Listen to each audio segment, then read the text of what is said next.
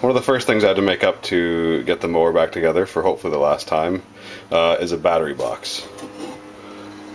I made this one out of an old barbecue lid that I had kicking around, old piece of stainless. I ended up having to paint it because I just used flux core, regular mild steel wire to weld this together, so those welds would have rusted up. And then I had some angle iron laying around in the form of an old bed frame.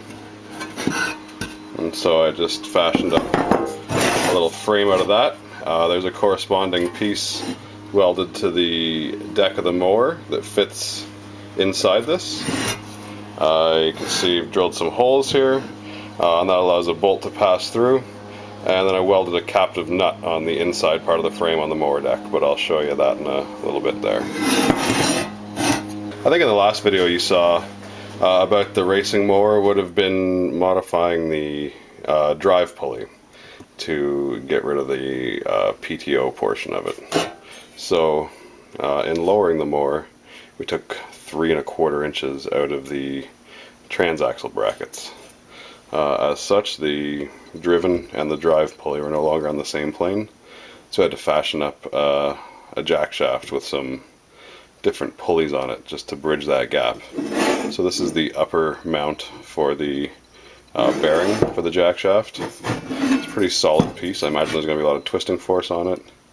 These bolt holes allow the bolts for the transaxle to pass through.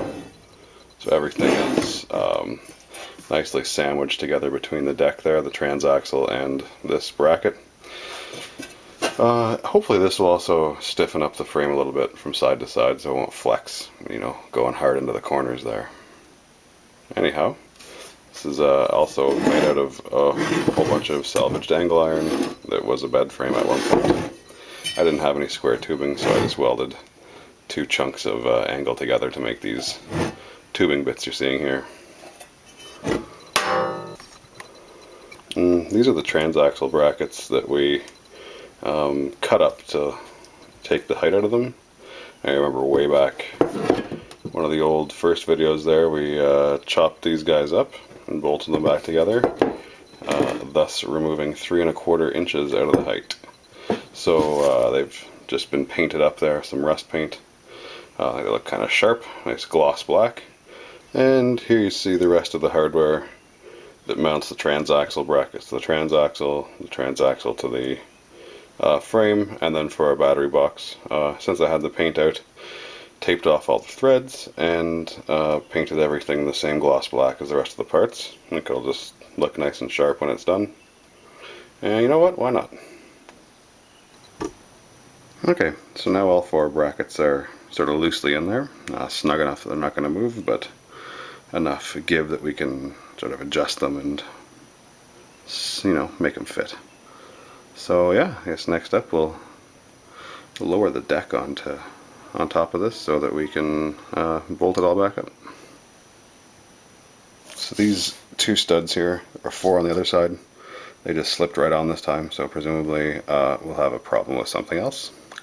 Let's hope not. I guess this is like the 15th or 20th time reinstalling this transaxle, so should be pretty good at it by now. Anyway, the next thing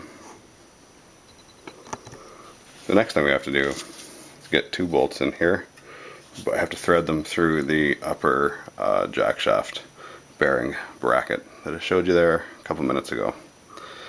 So yeah, this is going to be tedious, but you know, everything's snug but not tight, so hopefully we can get this in no problem. Okay, so we got everything back in there now.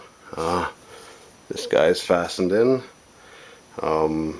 Took some doing there to line up the bolt holes. I ended up having to take off the bracket from this transaxle on the front on the right hand side and bolt it to the bearing bracket there, and then rebolt it to the transaxle. I guess if I'm ever doing this again, that's probably how I'll do it from the start. It'll be a lot easier, less stuff in the way down there, so lesson learned. Anyway, now it's time to bolt the battery box on. Hopefully that goes a little more smoothly. As you can see right in there, it's where I welded these nuts in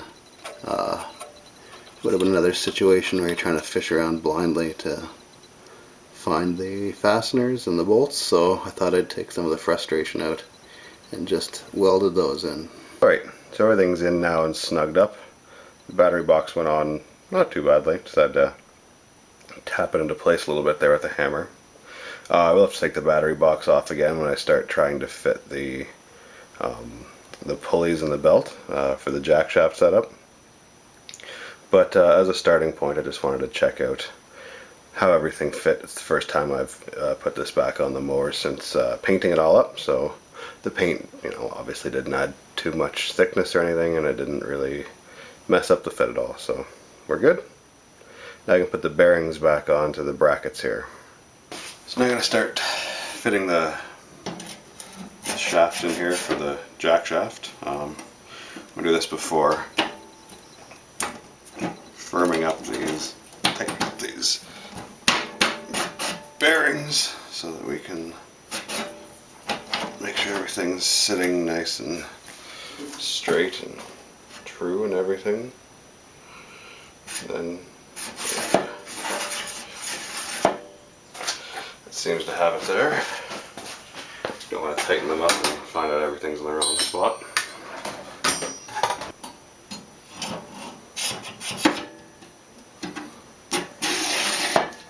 Alright, that seems to be pretty well in line.